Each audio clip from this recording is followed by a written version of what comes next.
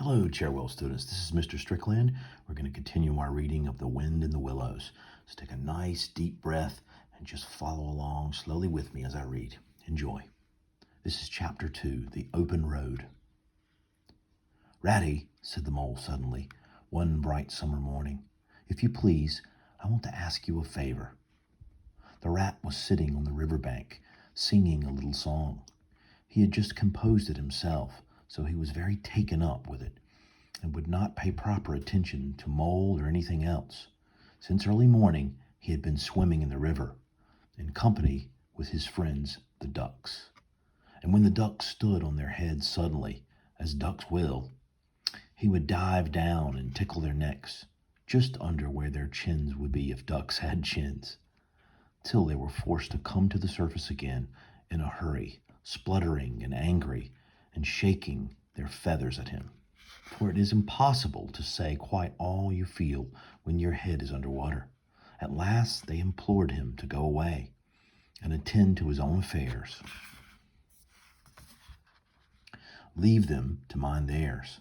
So the rat went away and sat on the riverbank in the sun and made up a song about them, which he called, I don't know that I think so very much of the little song, rat, observed the mole cautiously.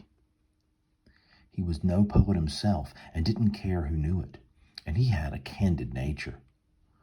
Nor don't the ducks neither, replied the rat cheerfully. They say, why can't fellows be allowed to do what they like, when they like, and as they like, instead of other fellows sitting on banks and watching them all the time, and making remarks and poetry things about them? What nonsense it all is. That's what the ducks say. So it is, said the mole with great heartiness. No, it isn't, cried the rat indignantly. Well, then, it isn't, replied the mole soothingly. But what I want to ask you was, won't you take me to call on Mr. Toad? I've heard so much about him, and I do so want to make his acquaintance. Why, certainly, said the good-natured rat, jumping to his feet and dismissing poetry from his mind for the day. Get the boat out, and we'll paddle up there at once. It's never the wrong time to call on Toad. Early or late, he's always the same fellow, always good-natured, always glad to see you, always sorry when you go.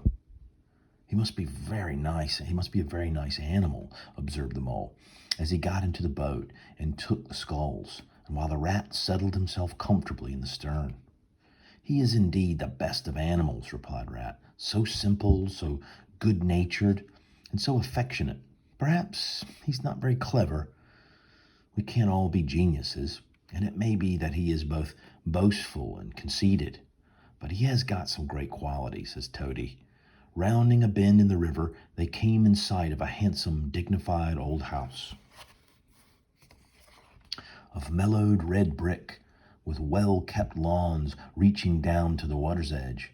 There's Toad's Hall, said the rat, and that creek on the left, where the notice board says, Private, no landings allowed, leads to his boathouse, where we'll leave the boat. The stables are over there to the right. That's the banqueting hall you're looking at now. Very old, that is. Toad is rather rich, you know, and this is really one of the nicest places in these parts, though we never admit as much to Toad. They glided up the creek, and the mole slid his sculls as they passed into the shadow of a large boathouse. Here they saw many handsome boats slung from the cross beams or hauled up on a slip, but none in the water, and the place had an unused and deserted air. The rat looked around him. I understand, he said. Boating is played out. He's tired of it and done with it. I wonder what new fad he's taken up now. Come along, and let's look him up. We shall hear all about it quite soon enough.